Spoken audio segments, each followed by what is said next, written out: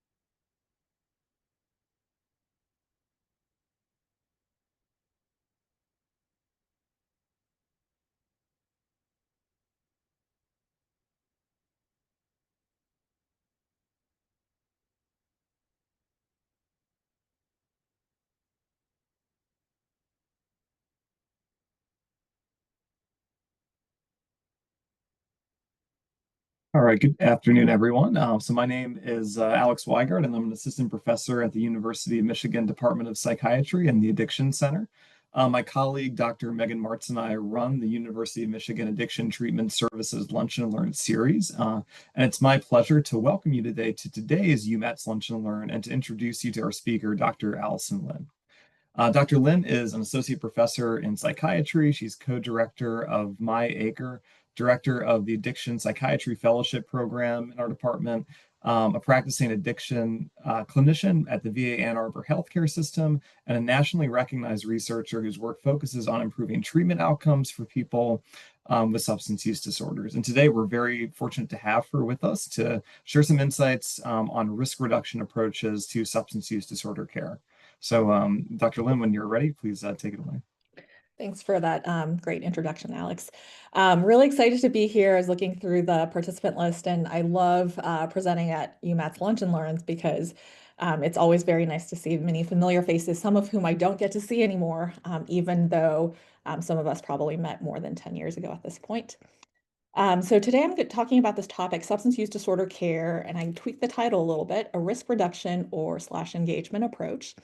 Um, when Alex and Megan had reached out about doing a lunch and learn, I thought a lot about what I wanted to present on. Some of you have probably heard me talk about other topics. Um, but this topic is honestly one that I think is really helpful for us to have a discussion about. So I do hope to make this interactive. If you guys are able to pop questions and things like that in the chat, I think that'll make this particularly helpful. And I have, some slides and cases and stuff that I wanted to go over too. And the main reason I chose this topic is that, I thought a lot about how in addiction care and in broader mental health or psychiatry care, one of the things that's I think really key to our field is that we are still actually in some ways a pretty young field and there's huge variation in practice. So what how all of us clinicians approach care with our patients, in many ways it's actually great. There's kind of the art of behavioral health treatment. On the other hand, what that means for a lot of our trainees is that, or for all of us when we learn kind of clinical care approaches, is oftentimes it's very dependent on who you trained with, both where the program was or what the program was, but also the exact person or the clinicians that you worked with and such. And so sometimes it's harder to get exposed to like a broad range of approaches and ideas about things. And for me, there's a fundamental kind of aspect about addiction care specifically, and that is that we oftentimes think about some key goals with our patients. The ones that come to mind most often, especially for our trainees, when we're working with our psychiatry residents or social work interns, it's this focus on, whether or not someone's using a substance, yes, no, or how much they're using and things like that, right? That's typically what people think about when they're rotating on their addiction rotation.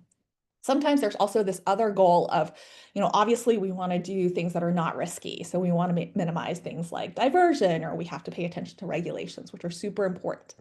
But then I would say there's a third pillar or third aspect that's just as important as the other two. But sometimes, depending on kind of how we're thinking about things, don't always get as emphasized. And that's a goal of how do you engage a patient?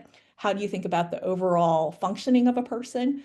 And most of the time, we hope all three of those things or all three of those dimensions are all aligned, but sometimes they're not. And so oftentimes I would say they're not.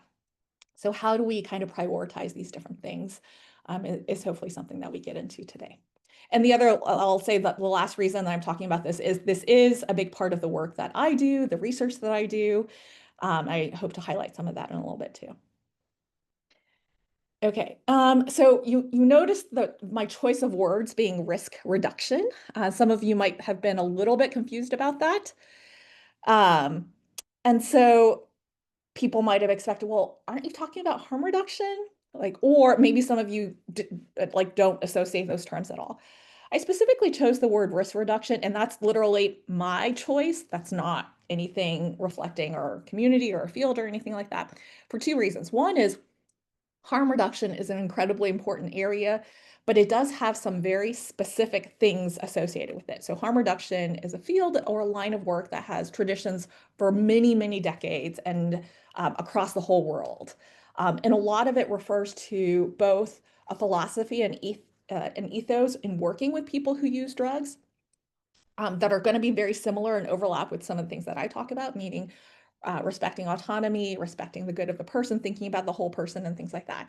But it also oftentimes is associated with specific tools or practices like needle exchange, syringe service programs and stuff that are all incredibly important. But actually, I'm going to be talking more broadly than those specific services today, which is why I chose to use a slightly different term, or risk reduction, or in many ways, an engagement approach. I am a do actually do some work in harm reduction. You'll hear about that in the last project.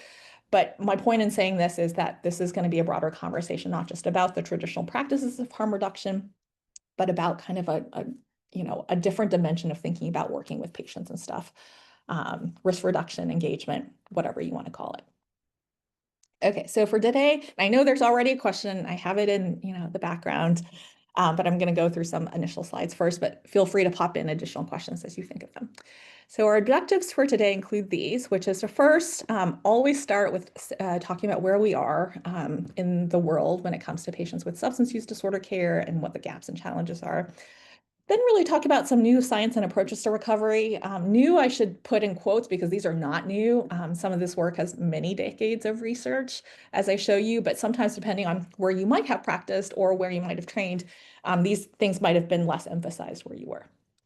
Third, what does a risk approach in a clinical care look like?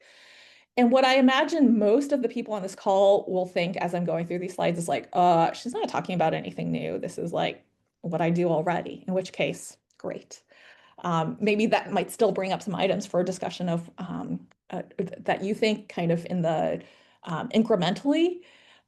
So it would totally be understandable if you're like, well, this is exactly how I practice anyways. But for some folks, it might be like, this is not what I thought about. Maybe folks who work more in general medical settings or something like that.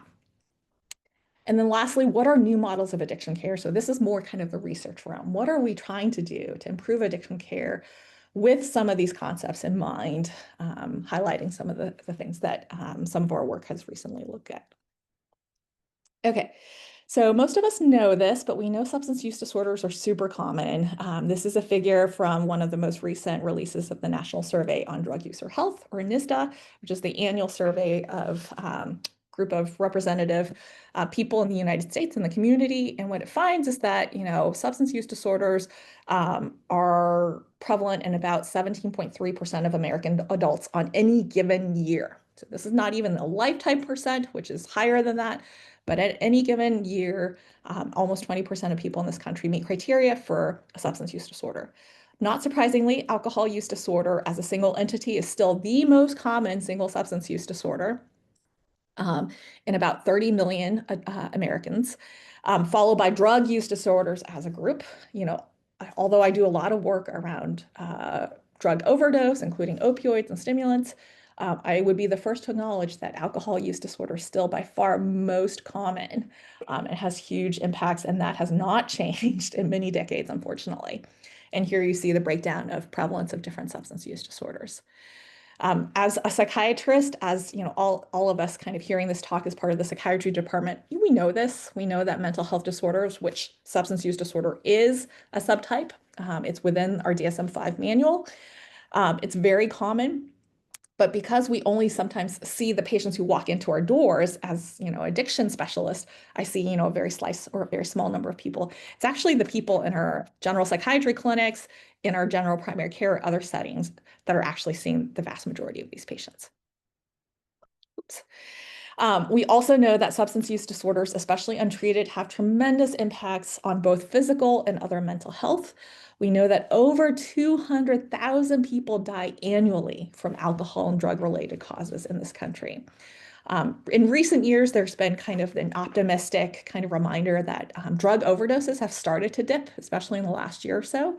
And some of us are working to try to understand what's factoring into that. But it's certainly a really promising thing. And hopefully, some of the things that we've been working hard on in the last 5 or 10 years has contributed to that. But we actually haven't seen any, downturn in our alcohol-related deaths, which still number over 100,000 per year. We also know that substance use disorders are often extremely comorbid with just about every other mental health disorder and many medical disorders. Sometimes when we take kind of our board exams or our tests and stuff, we're supposed to, remember which diseases are comorbid with each other. Well, it's hard to think of another mental health disorder which might not be exacerbated with a concurrent substance use disorder. This is a really important slide. It's very broad, but all of this to say is that we have very effective treatments for substance use disorders, and sometimes we forget about them. They include both medications and behavioral interventions and psychotherapies. So the left figure represent what I would think of as all medications across substance use disorders. This includes, in particular, the medications for opioid use disorder like buprenorphine, methadone, and extended-release naltrexone, as well as effective medications for alcohol use disorder like naltrexone, acamprosate, and disulfiram, as well as a few other non-FDA approved ones, as well as many effective psychotherapies with decades of research supporting their effectiveness, such as CBT, MI, contingency management, and other psychotherapies for alcohol use disorder, cannabis use disorder, you name it.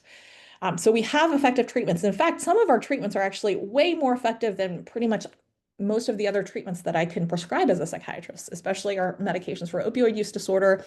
Prior studies have been shown that they've been associated with substantial reductions in mortality. There's not a lot of other mental health treatments that really have such definitive and systematic evidence to support that. By the way, our team, led by Dr. Lara Coughlin, just published last week a paper that showed that contingency management is also associated with mortality decreases among people with stimulant use disorder. Unfortunately, as most of you will be asking, how do we get CM to patients? So that's really the next point. In substance use disorder treatment, obviously, we would love to do work around finding more options and tools for effective treatments. But I would like to emphasize that compared to any other aspect of medicine or psychiatry, this is an area where we actually have so much work to do to actually get our effective treatments to more patients who might benefit. We know that estimates show only about 20% of people with alcohol use disorder and only about a third of patients with opioid use disorder receive our treatments. That is pretty, what's the best word? Well, that's a big gap, especially for treatments that save lives.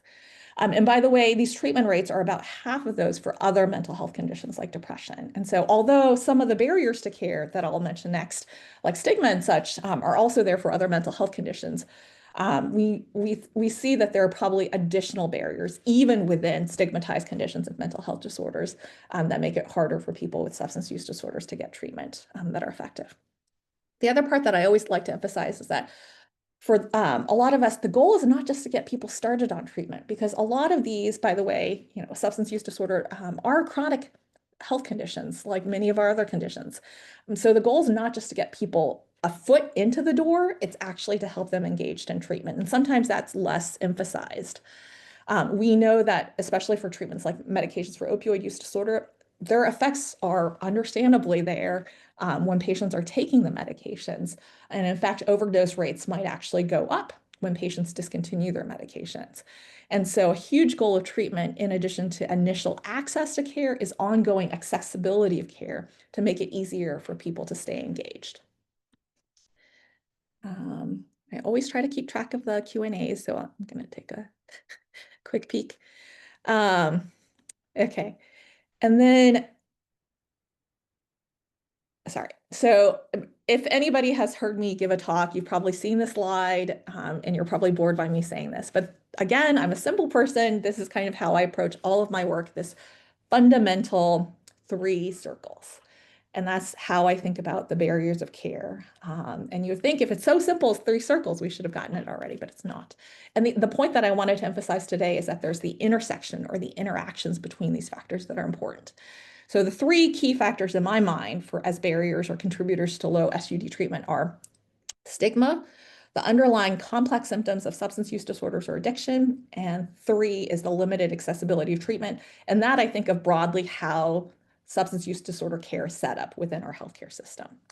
First, stigma is still such a huge factor. Just any of us who do work in this area, think about sometimes when we have asked our patients, so how long have you thought about, or how long have you lived with a substance use disorder before you sought care? And we'll hear people say 5 years, 10 years, or sometimes maybe even more. And although there's other factors that play into that, big part of it is, I didn't think I deserved care. I was ashamed, all of those types of things. Obviously, there's also stigma at the system level, at our community level. Then there's kind of the way that we set up our addiction care in general, how usually kind of it's not always integrated in general healthcare settings. There's kind of very siloed effects of how we do it. Quality might vary and things like that too. We can talk about that later too. And then lastly, the factor that I think is really important and actually by definition unique is the complex symptoms of substance use disorder. By definition, a substance use disorder or an addiction is when someone has a hard time making a change in their behaviors despite negative consequences, right? If you compare that with the symptoms or definition of any medical illness, that is literally pathognomonic for an addiction, that by definition, someone's going to have a hard time making a change despite negative consequences. And to me, I think we need to factor that as the underlying symptom of addiction into a lot of the care or systems of care that we deliver, and sometimes it doesn't. The other thing I wanted to emphasize is that some of these factors are really intersect and also exacerbate each other. So for example, when it comes to stigma and the symptoms of addiction, think about like a lot of our patients we know have a hard time already engaging in care. And they're ambivalent about care in general, which is the underlying reason why they have a substance use disorder. And oftentimes what that means to me is that we need to design our treatment programs to be factoring that in, which might mean more engaging or being able to work with people who are highly ambivalent. But sometimes it's very common to see a treatment program where if a patient comes in and they're like, I don't know why I'm here, or I'm not sure if I want to be here, we really feel at a loss about what to do with them. Or kind of what I'm going to be talking more about even later is if the treatment only focuses on yes, no substance use or only abstinence long term, sometimes that actually can exacerbate the stigma or the belief that, if someone uses a substance, then that's a failure. And that means that even if as clinicians we did nothing to contribute to that kind of internal stigma, as a community, it really kind of sustains this belief that, or what makes it hard for people to get re-engaged back into treatment, that success equals no substance use and failure equals use or relapse. And we've probably seen many patients kind of in that, who's kind of been impacted by that. And I'll kind of share some data that gets at that later too. Okay, so I wanted to kind of emphasize what the data shows in terms of these barriers. And this again is from the National Survey on Drug Use and Health. This particular figure is quite outdated at this point, but I can tell you that the actual factors have not changed. And all of this is, when they surveyed patients for reasons why they didn't get substance use disorder treatment who might have warranted it. The number one reason is that patients feel, or people report that they were not ready to stop using, in addition to all of the other factors that I mentioned, which were stigma related to the health system and stuff like that. So in many ways, we should not be surprised that our treatment rates are so low. But the factor at the very top is still that people are not ready to, quote, stop using. And I think there's two parts to that. One is the word stop, right? This assumption or belief that people have to want to stop before they can get any help. Today, I'm going to push us to say that that's not completely true. I'm not saying that there's not truth to it. that it's very difficult if someone has zero interest or motivation. But for most of us, especially most of us who've had any training around MI or motivational interviewing, we know that motivation and ambivalence is like a fluid scale. And in the morning, my motivation for exercise might be like hugely different than my motivation for exercise at 5 p.m. And to say that there is actually something that we can do as clinicians and within the system to help kind of engage or help patients go in one direction or another, it is a role that we can play. It doesn't mean that we have 100% power or control. No one does. But it's to remind ourselves what the role that we have even in those situations. So what does this all mean for SUD care? First thing, as I've emphasized, is that difficulty cutting down, stopping, despite negative consequences. So having a hard time wanting treatment or engaging in treatment is actually a symptom of substance use disorder itself. Patients' experience of guilt and shame that is so common that oftentimes comes with the expectation, not any of us that any of us individually might have, but in general as society or as a community, it might have, that people should, quote, just be able to stop. That is part of also a driving force behind the stigma. So what can we do to help our patients understand that we might not practice that in that way, or there might be another alternative? Or even if we're not really perpetuating that belief, knowing that that might be part of what the person is thinking about or how they kind of interact with the treatment world, like how do we kind of help clarify that or to help them see a different side? And lastly, my point, that kind of third pillar to addiction care priorities beyond, besides use or no use, besides kind of making sure we do minimize risk and things like that for clinics and practices, is what about this third priority of engagement?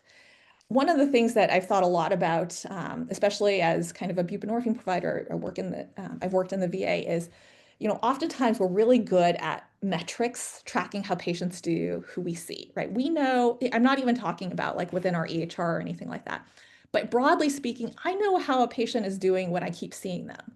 But guess what? I don't know how my patients do when they no-show and they eventually drop out. In fact, I don't even know when a patient drops out sometimes.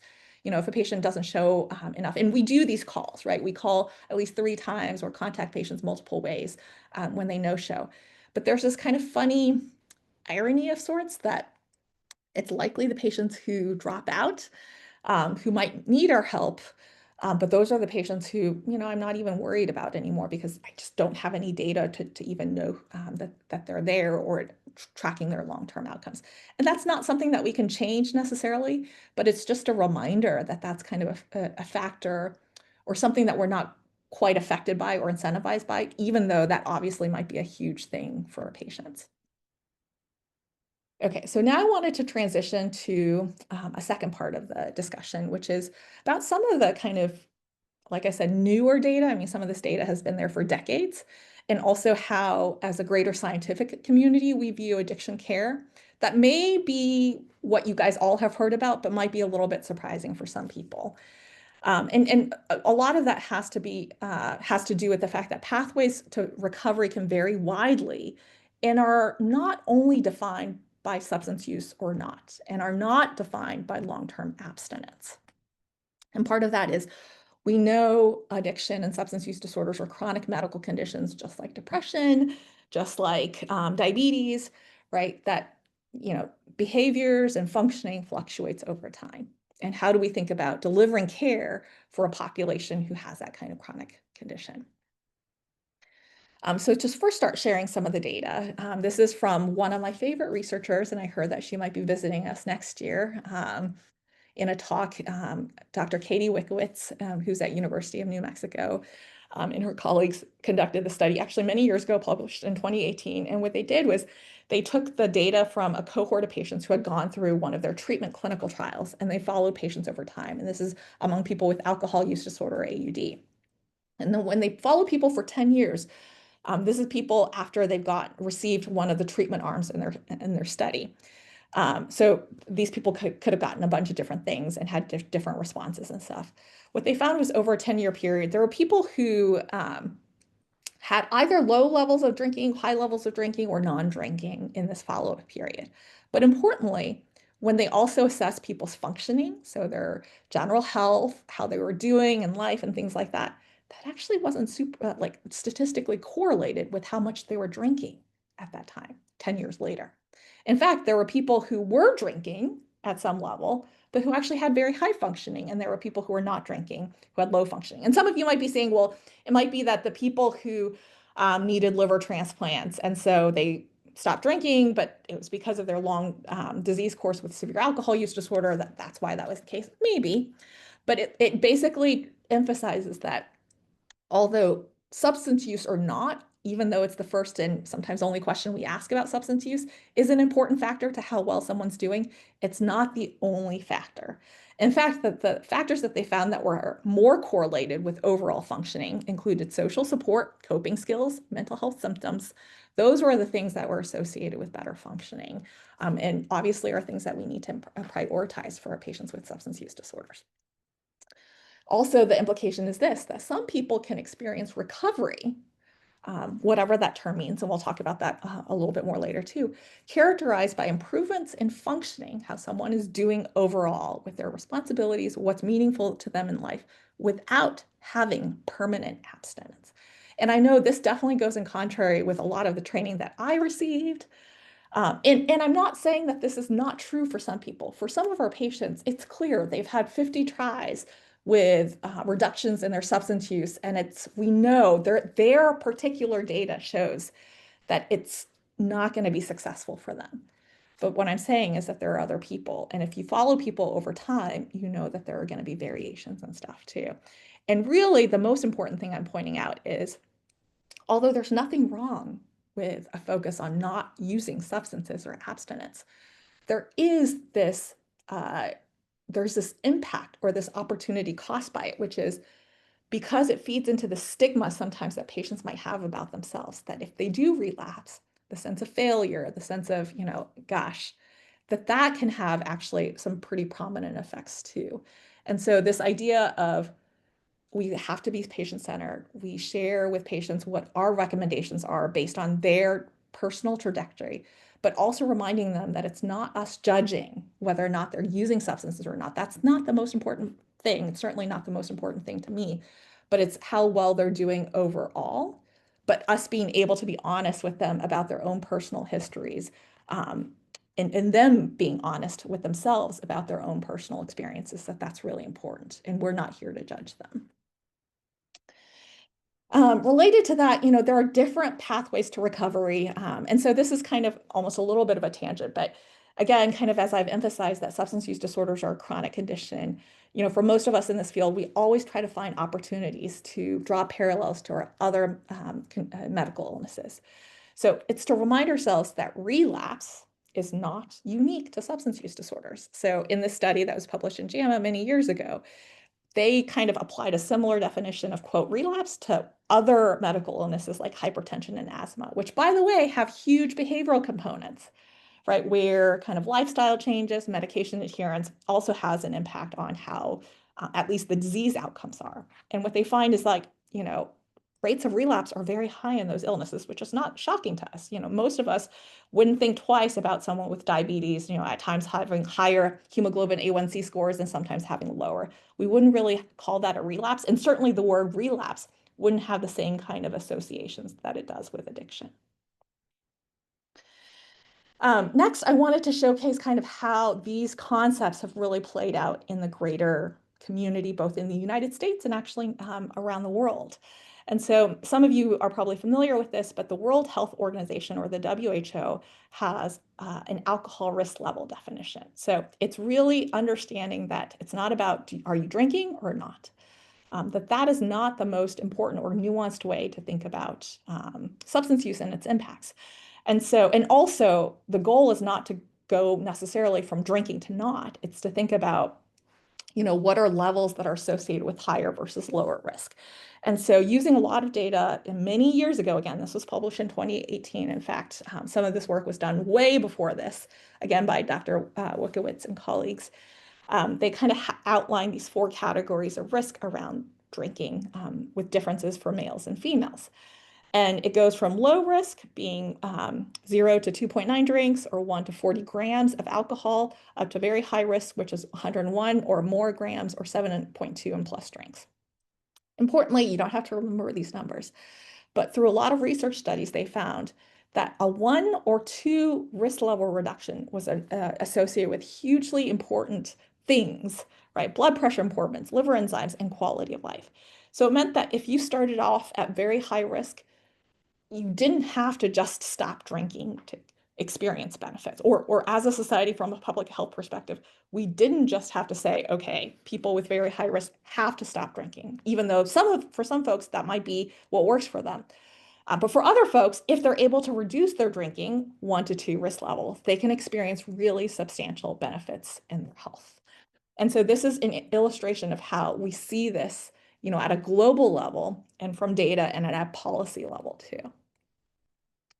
The second example of this is from the National Institute of Alcohol Abuse and Alcoholism, which is NIAAA, which is the branch of NIH that focuses on alcohol.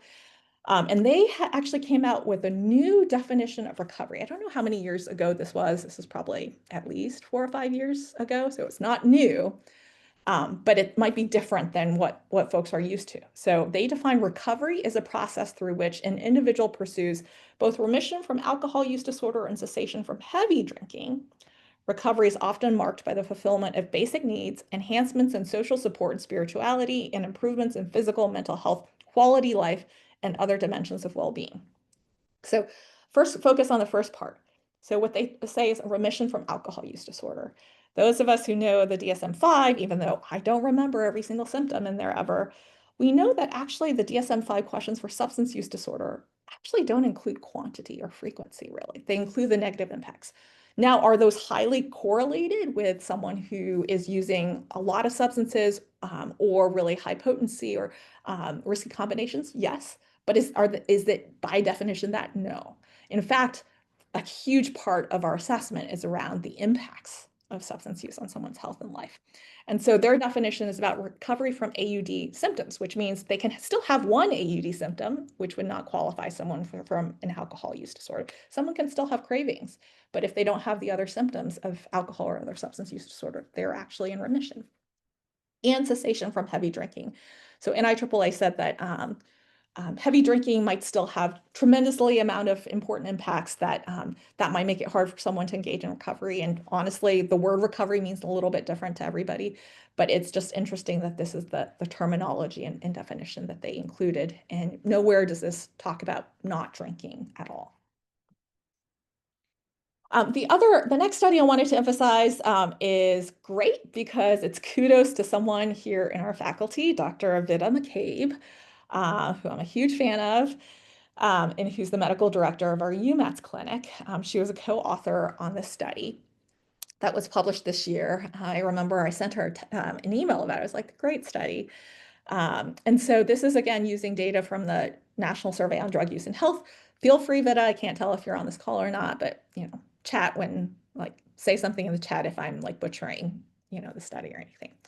But basically what they found is among US adults who identified on the survey as someone being in recovery, 63% of those people actually reported past month substance use. So again, it goes against this, what I would call many of us were trained under, which is for people who've developed a substance use disorder, the goal and the only good outcome has to be permanent abstinence. Again, I'm not saying that might not be the right thing for some people, but clearly in this, 63% of people who consider themselves as being in recovery, and I wouldn't be surprised if in reality it's more than that, because I think that's a hard question sometimes to answer, that they reported some substance use. And in fact, similar to the study that I reported from Dr. Wikowitz, which was using a whole different data set, they found that there was no significant difference between people who reported past month substance use among those who reported being in recovery and their health and functioning, meaning that substance use itself was not not statistically significant in terms of being associated with someone's perspectives on their overall health and functioning. And so overall, the implication is that substance use disorder and recovery is not really defined by substance use itself, or that's not the strongest factor, but by the impacts of substance use and someone's ability to generally function, which has a lot of other facets to it beyond substance use itself. Okay, so what does all of this mean for how do we care for our patients? That's all oftentimes the hard part. And sometimes in these talks, we never even get to that slide. So I was trying really hard to get here faster. So I want to say things out loud that many of us might think because they're true and they're really important factors. They impact the clinical care that we deliver. And especially in our research and stuff like that, if we don't acknowledge these factors, we're doing a huge disservice because it's not acknowledging the challenges and difficulties in doing this important clinical work. So I'll say them out loud. Challenges that we face as clinicians, and these I came up with. So you might disagree with them, so please feel free to put into the chat if you have others or you disagree with some of these. One is that you're unsure of what to do when patient is unsure of what they want. So if a patient comes in and they're like, I'm not sure why I'm here, or I'm not sure what I want to do next, makes it really hard for us. Two, we feel ill-equipped with patients who seem too complex and feel they would benefit from more care than we can provide. We just think that they would do better somewhere else that could support them based on their complex needs, which is totally understandable for some of our patients. Three, it's easier to work with patients who are motivated. That by definition is true. How fun is it when a patient comes in and they're like, oh, I've done all your homework. I've thought through all of this. I have great insight. I just need to know what to do next. And at the same time, we have limited resources in our health system. There sometimes is a wait for our visits and things like that. So we need to prioritize visits, maybe for patients who can benefit most. Four, we're not incentivized to work with complex patients. We're not necessarily, despite RVUs, and yes, we have more RVUs for more complex visits. Certainly, it's not a one-to-one correlation. If we have a really sick patient with polysubstance use, multiple other mental health comorbidities, who we're really worried about, who have real risks, both from their substance use and other mental health conditions, we're not well incentivized to work with these really complex patients. Although in many ways, as an academic institution like Michigan Medicine, these are the places and the folks that we are most suited to see because theoretically we have the expertise. Also, we're unsure how to do personalized care in group settings. This is really specific to SUD care, and folks might bring this point up. Some of it is like so much of addiction care, even more so than other mental health care, is delivered in group settings. So oftentimes we're faced with the challenge of how do we balance the needs of a group versus the needs of an individual within that group. And that can play out in different things. Curious if folks here can think of other challenges that you think really make it hard to do addiction care, and maybe even in other settings, like in a general mental health setting and stuff. Gonna take a quick look at the chat. Okay, no other questions that I'm seeing.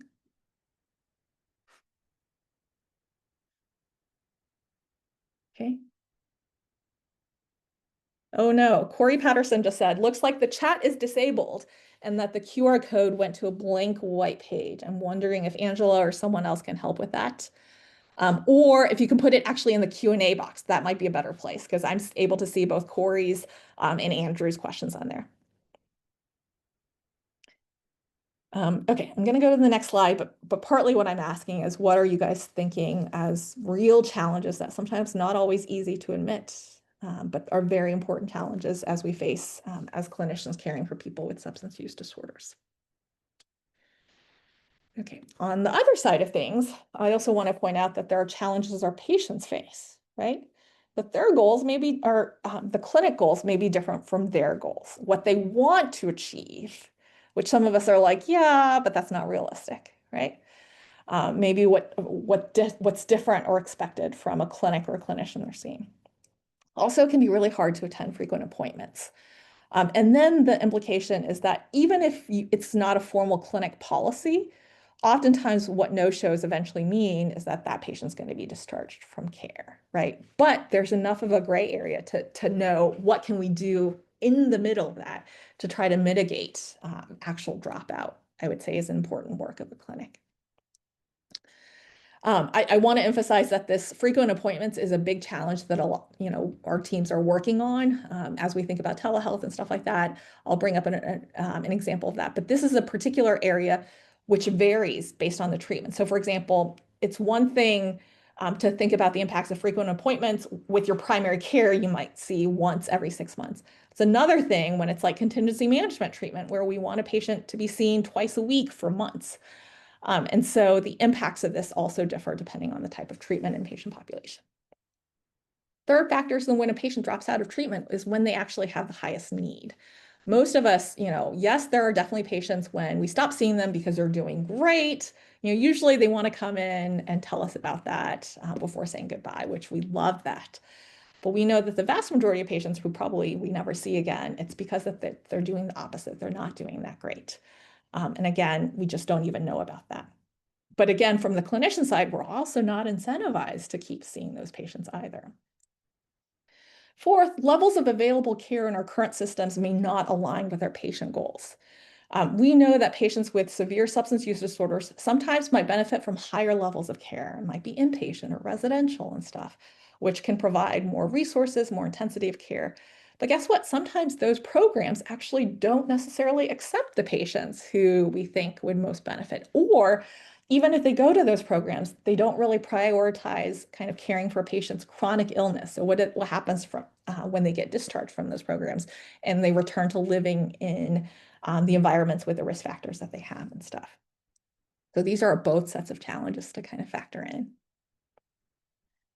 I wanted to emphasize and point out, I think this is pretty obvious to most people, but just to emphasize that, again, there's our tools that we have. Do they work 100% of the time? No, but if the goal is not that they work 100% of the time, but the goal is to help us think about or balance these kind of that trifecta of goals, substance use, minimizing other risks and patient engagement. Well, the engagement is the one that we don't always ask about or think about as a priority. Motivational interviewing as a treatment is so primed for that, right? The goal is not, with our stages of change model. The goal is not necessarily to take someone who's pre-contemplative to never using substances, but can we help someone move one step forward? The responsibility or what that requires, I think, feels very different, or even how we frame our goal, our jobs, and how overwhelming that might feel can feel very different too. And as Bill Miller says, people are the undisputed experts on themselves. No one has been with them longer or knows them better than they do. In MI, the helper is a companion who typically does less than half the talking, meaning we're there just to walk with our patients and provide support and partnership, not that we have to have all the answers to. And sometimes that perspective makes it easier for us to sit with the complexity, the severity, and the risk of some of our patients. Okay, now I'm going to go to a couple of clinical vignettes. I was trying to, I had 3, which is way too many, but I tried to write a couple of different ones to try to capture, I think, maybe some different types of settings and patient populations. So I'm actually quickly looking through our participants list just to get a sense of where different folks might be coming from and stuff to see which of these might be appropriate. But okay, I'll start with the first one, and this is Mr. T. He's a 64-year-old man who presents to your clinic for a new patient visit. This is presumably a substance use disorder clinic. And he says, I don't know when you ask him that first question. So what brings you into our clinic today? And he says, I don't know. And he generally provides really brief responses to questions and says, well, my wife thinks I have a problem with my drinking since I retired a year ago, but I feel fine. And so question for folks, how would you approach him? How would you ideally want to approach him? What would you try to do in that first visit? What would a treatment plan look like? In the VA, treatment plans are a big deal, right? What does a treatment plan with someone like this look like? Okay, I'm going to wait for some chats and some Q&As to see if anybody has a response to this.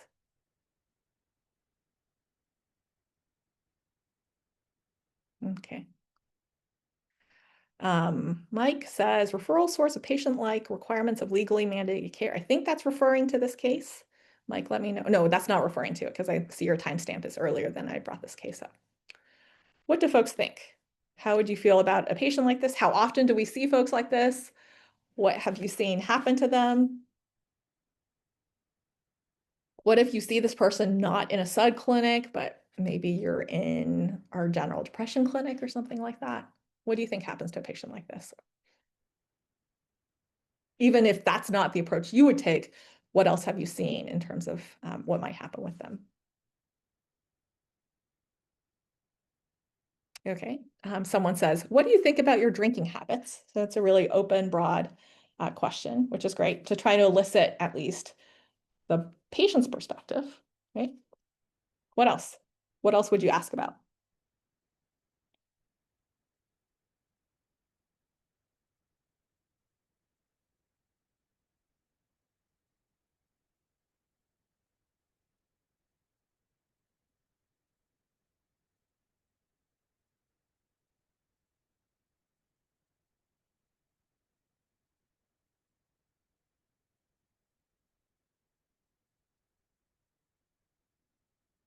No, retirement is a big change.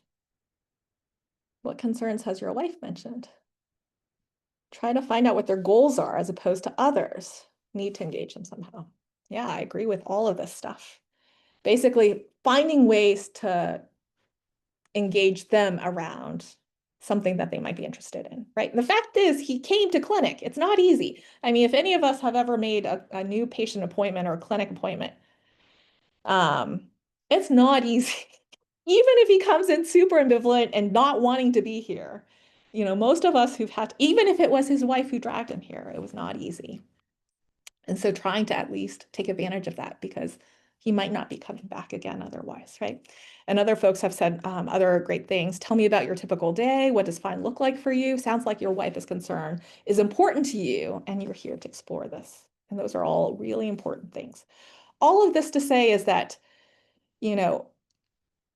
yes, we might very quickly focus on their drinking or their alcohol use.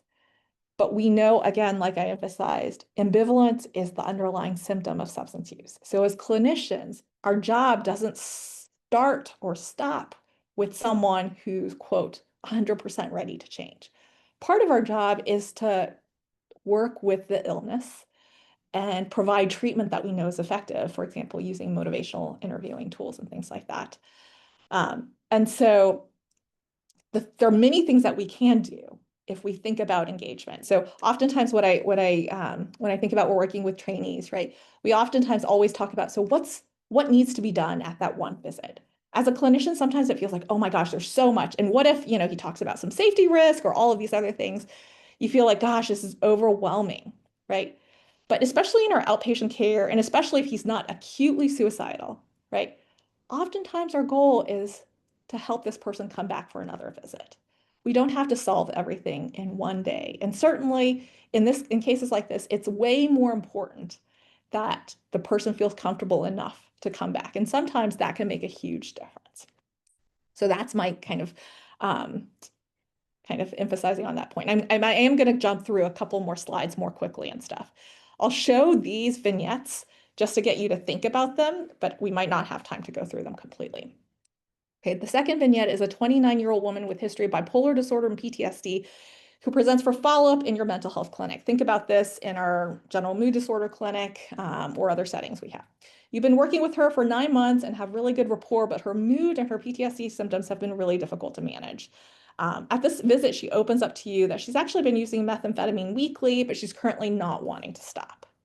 How would you work with her? Sometimes in our general mental health settings, we feel so uncertain and scared, honestly, as clinicians working with substance use, especially methamphetamine or something like that, that it can feel really hard to even sit with that or continue working with that patient, even if nothing else changed, like this was still the same person that you've been working with. And in those settings, though, it's still really important, even though we might consider referring them to a different setting or something. One of the things that's so important, and I know I have colleagues, Ann Fernandez and others who do a lot of thinking about this work, is how do we better integrate general mental health treatment and specialty psych care? Because we know patients are not just one or the other. And oftentimes a patient like this might fall through the cracks because she might feel really safe and well engaged with her general mental health provider, but not sure about how to address substance use disorder issues. And then lastly, a patient, 34-year-old man with a history of opioid use disorder on buprenorphine care with you for the past 4 months. He's had substantial improvements in his mental health and overall functioning. His last 2 urine tox screens were positive for stimulants.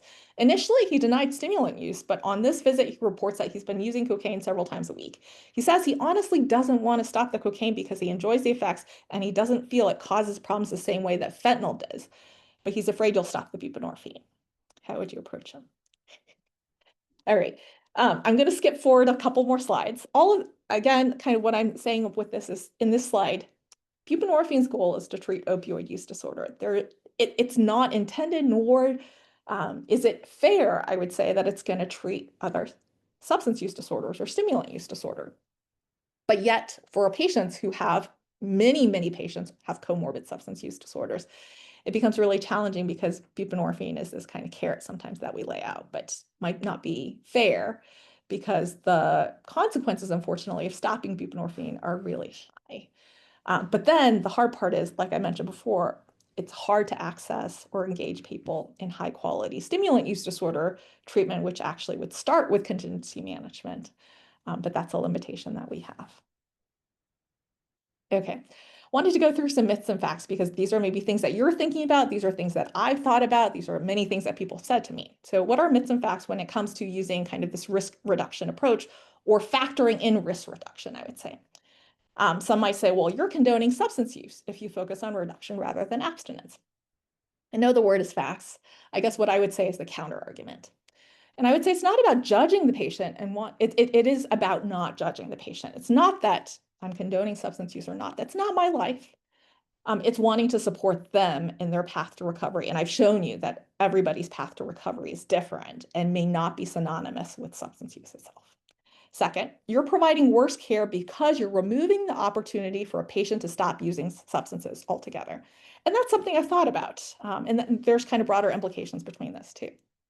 And I would say, like I've been trying to emphasize, it's not like I wouldn't support a patient who comes in and says, I really want to stop using substances. That's great. Let's work on that.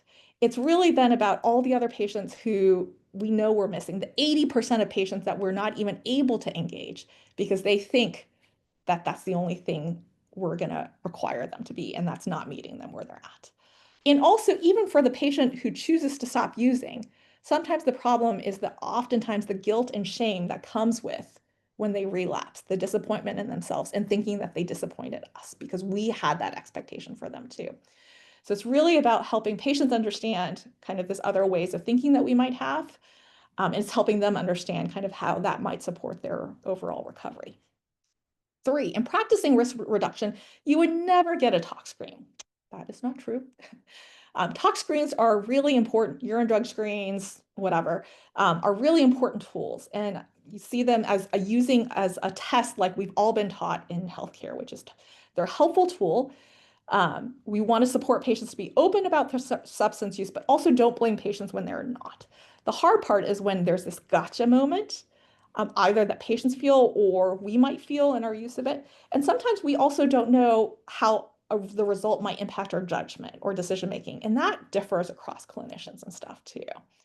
And so thinking broadly about, well, what is the specific reason for me getting this test and what am I going to do based on what I find?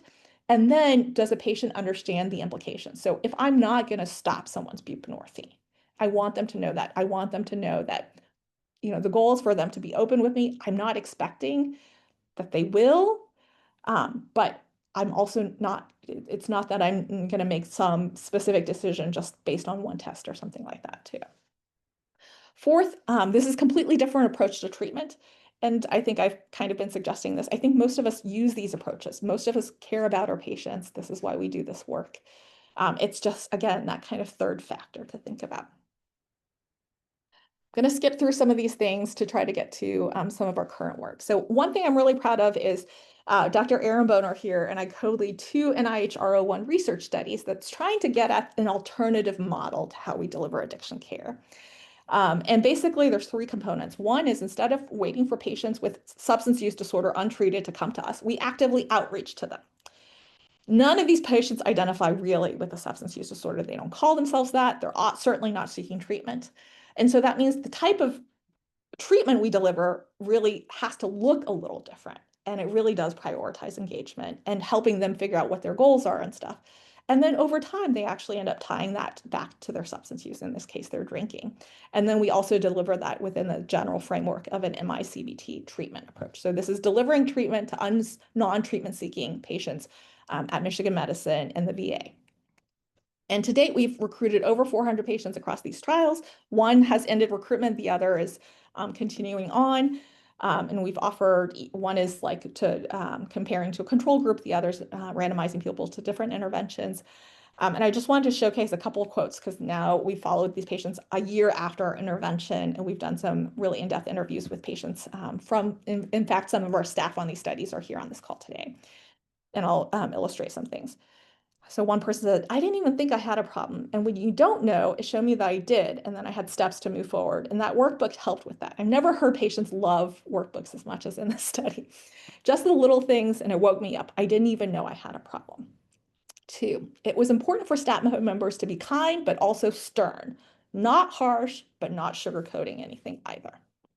And the last thing, this is the very longest I've been clean in probably, and I don't use the word clean myself, but this is a quote from this person, and probably in excess of 50 years. I mean, I drank almost every day from the time I was, 20 up until, well, I was in Brighton for a while and I stopped there for about 120 days, but then I relapsed. I haven't utilized any of the resources that were provided, but I'm thinking about it. And if I can find a group of people that I'm comfortable with. All of this to say is that I'm not saying that this model is the end all be all, but one of our goals is, again, to reach more than the 20% that we're currently reaching. And we're learning that this kind of focus on engagement is so important, right? It takes us out of our traditional clinician hats and views and thinking about, well, if a big goal is engagement, how do we execute that or implement that? The last thing I'll say is that we currently have another study ongoing called CHIRP, Coalition for Harm Reduction and Prevention, where we're doing this actually with more of a harm reduction, like the traditional harm reduction focus. The key thing is, as I've kind of alluded to, a lot of us practice the way that we were trained or were exposed to as trainees. And one goal of CHIRP is to recruit rural clinics all across the state of Michigan. This is funded as an NIH trial, where we provide training and supports to help them think about providing better care, more care for patients with substance use disorders. And we're currently in the process of recruiting 16 clinics in rural Michigan. I know most of the folks on the call are here at Michigan Medicine, but if you know of clinics, they can be mental health clinics, they can be primary care clinics, FQHCs, or SUD clinics, anywhere in the state who you think would do well with being exposed to other ways of providing care around substance use, or being trained in some of these other perspectives where the goal is not just substance use or no, but kind of broader, some of the tools and stuff like that. This would be a great program. We would really welcome you to let us know if there are clinics, or if you can connect us with any clinics in the state who you think could use this. And we're providing this training and support not just for providers, but really for all clinic staff, the front desk staff, MAs, folks like that. We're also providing a lot of support to reduce burnout, to help people understand addiction, the complex behaviors that we work with patients around and stuff like that, to support our staff to feel more comfortable to work with patients long term. All right, I apologize for skipping through the slides. And again, I'm almost over time. I know that there've probably been questions, so I'm looking through some of the immediate Q&As. Who had great suggestions or thoughts from some of the cases that we brought up. And I'm sorry that we don't have even more time for a Q&A, but what I would encourage is, this is my email. If you have questions or thoughts, if this brought up things that you thought about in your clinical care, or things that you were trained in and stuff like that, and you had any questions or anything, or like I said, if you have clinics that you work with, in rural Michigan who you think would benefit from additional support and stuff, please let me know. Thanks. All right, thanks so much, Dr. Lim. What a bunch of wonderful information, really relevant to practice. Thanks everyone for joining us today. I want to highlight that all the links for CME credit and social work CE credit are going to be in the chat. Please let us know if you have any issues accessing them.